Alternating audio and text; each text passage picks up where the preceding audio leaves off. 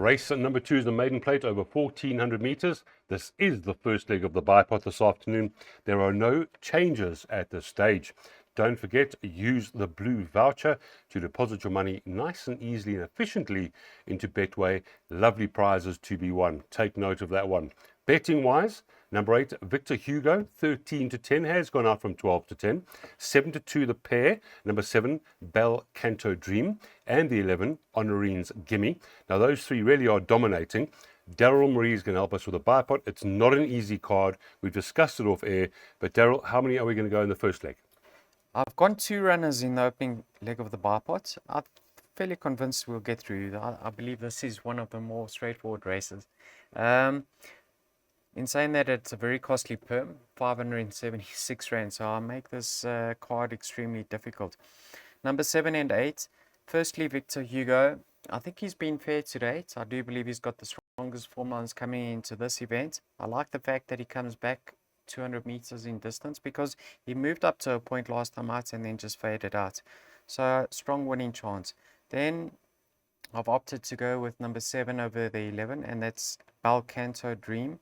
Now, I like the fact that he's been stepped up in trip. He's dam won 3 races over a mile. I think he's going to love the extra, and I think he's better than his recent form, because in my mind, the outside up the Kenilworth Straights is a disadvantage. So he's got a few lengths to come on from what he's shown today. So 7 and 8. Makes perfect sense. 7 and 8. That's Richard versus Gavin. Daryl's not ignoring the 11, but you can't take them all. 7 and 8 by 7 and 8.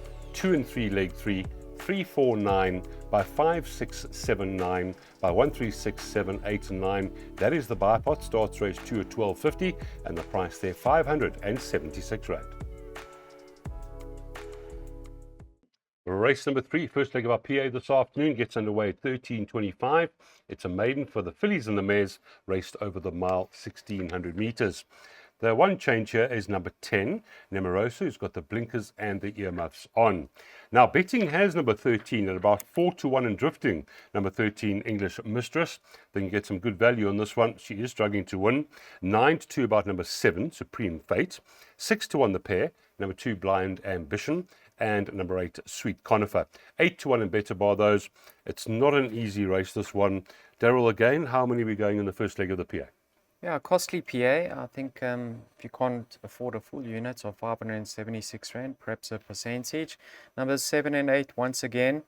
Now, with regards to the favorite, English Mistress, I do believe her chances are that she's going to break her maiden in a plated race. So this is a plated maiden, because in open maidens she's generally giving weight all round.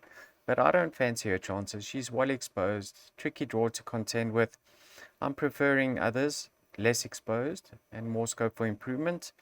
That's why I've opted for number 7 and 8, or numbers 7 and 8. Now, firstly, you can see there's very little separating numbers 2, 7 and 16 on form.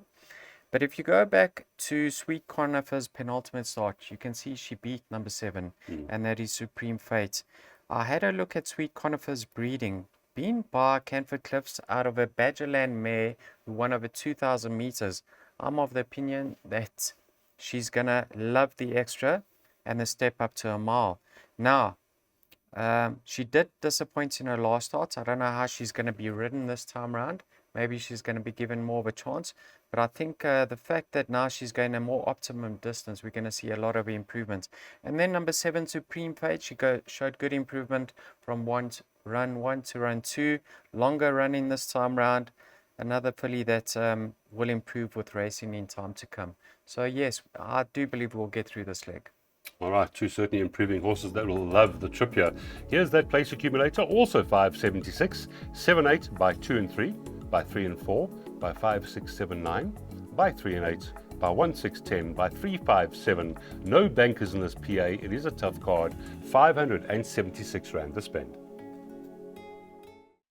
Race number 4 is another maiden plate. It's over 1,600 meters, and this is importantly the first leg of our pick 6 this afternoon. There's a scratching here, and that comes in the form of number 6, Count William, and you can put blinkers on number 10, Noble Hero. Open looking race again with number 1 at 5-2, Grand Canaria for Justin Snaith and Mr. Johnson's colours. The second favourite at the moment, around 4-1, is the 3, 10 Penny. 6-1 the pair, Red Dawn number 2 and Gherkin number 13. But open again. Don't forget, when you are depositing money, use that blue voucher at Betway. The lovely prizes to be won. Daryl, is the betting right here? Are 1 and 3 enough, or do we need a few more in the pick 6? I actually didn't tip a pick 6. It was in the region of 40,000 rand. Yeah, I so, hear you. I opted for a swing over here. Numbers 2 and 3.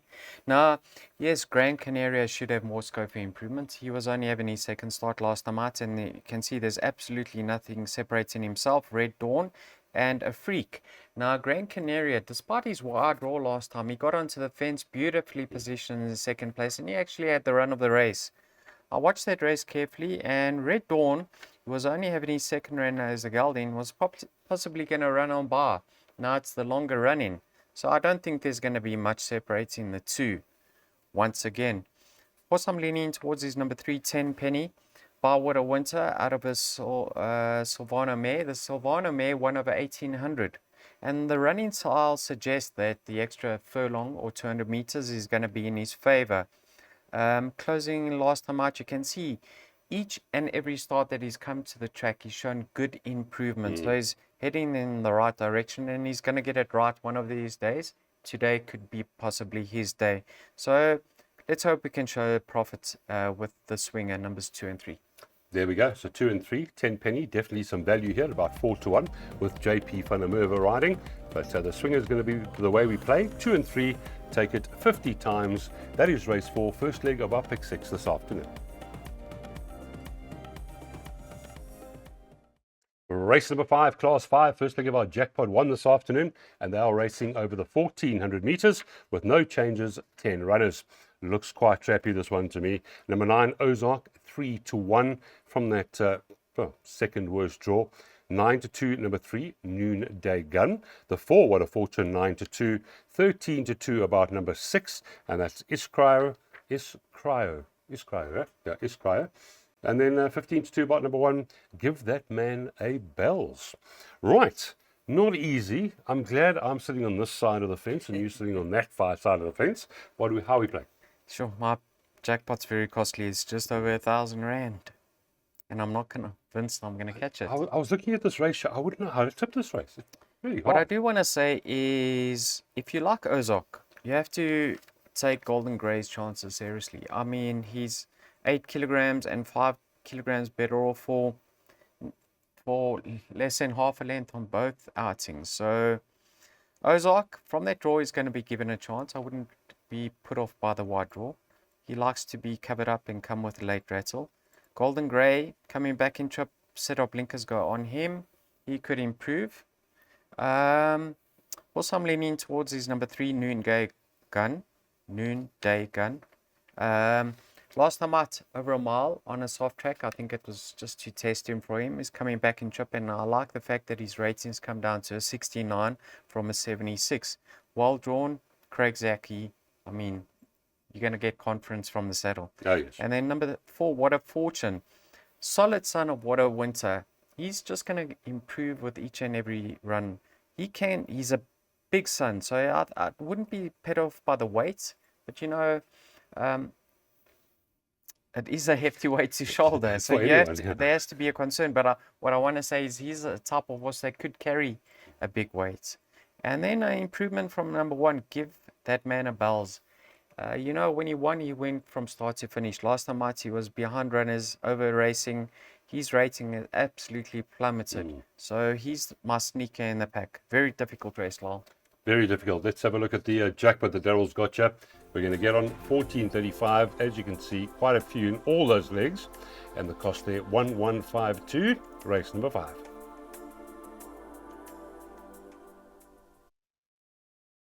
Race number 6 is a class 5 for the fillies and the mares. They're racing over 1,200 metres. Blinkers on number 5, Lady Loxton, and a scratching number 11, Look Forward. Your betting has number 5, Lady Loxton, as your favourite. Weak favourite, 33-10. 4-1 the 7, Royal Lytham.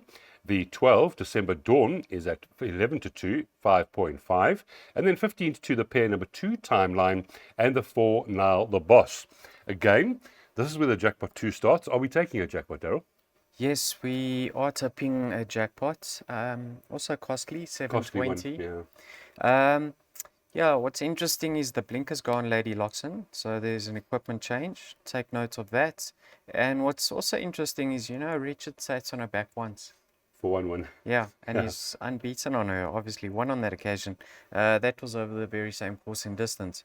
She has disappointed, but she's coming back in trip, and with the blinkers, maybe she can get it right. I'll give her a chance. Why not Jackie? She's very, very effective over this course in distance. 2 out of her 3 career victories have been over the track and trip. Last time out, quickened up nicely. I think she can go back to back because of the late scratching. Becky Sharp now comes out, and Becky Sharp was a kilogram better off. So I would have been favouring Becky Sharp, but now that she's not in the lineup, I think why not Jackie's a serious player over here. I'm expecting a bold showing on her behalf. Then you have to look at Royal Rhythm. On paper, she has to reverse the form with December Dawn. She's as much as 5.5 kilograms better off for a 2 1/4 length beating. And I'm also favouring her draw up the straight.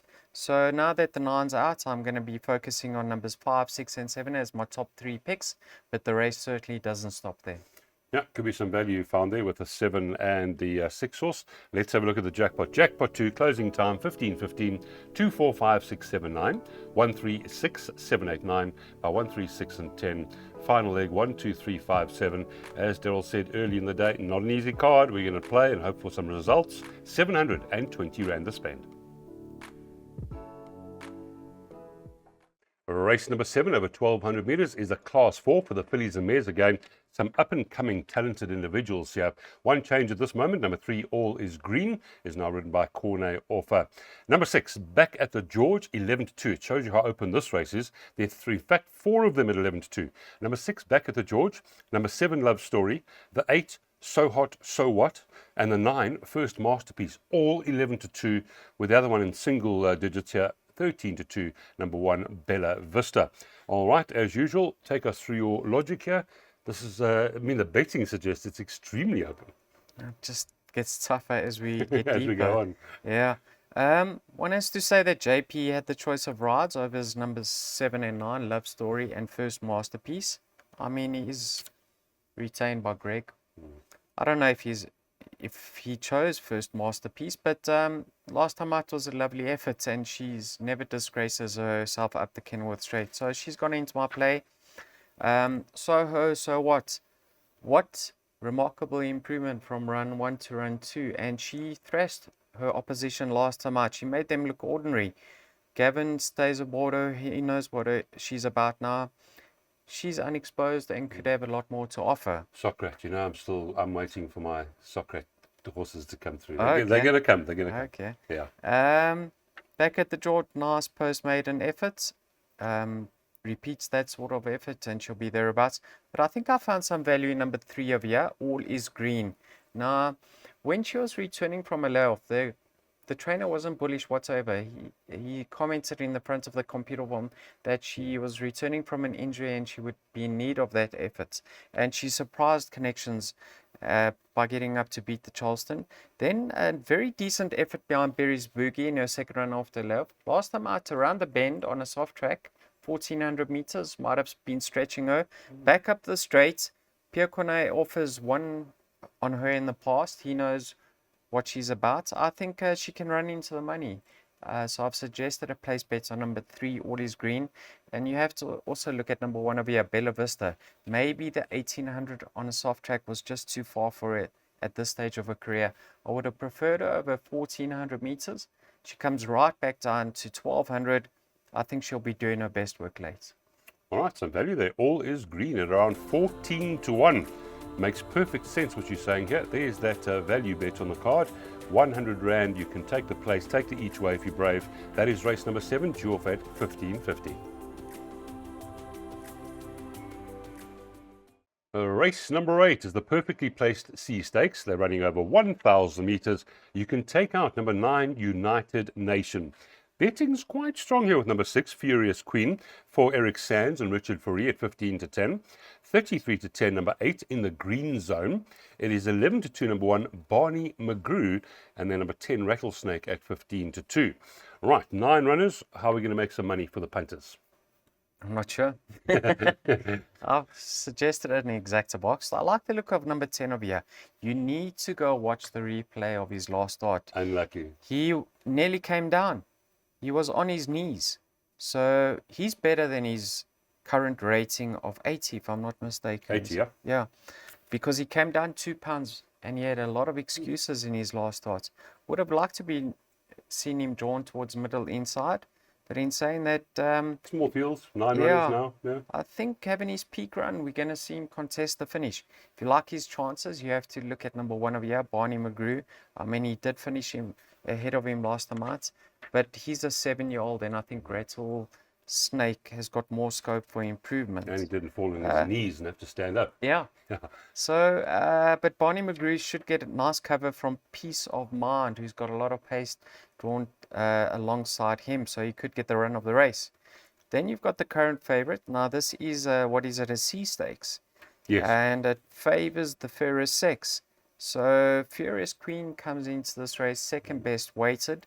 She's cherry ripe this time round, and a lot of people are going to say this is a jockey up, with Richard Fourie now taking control of the reins. So I can see her improving on her recent form because she's very likely raced, and she will go on with it.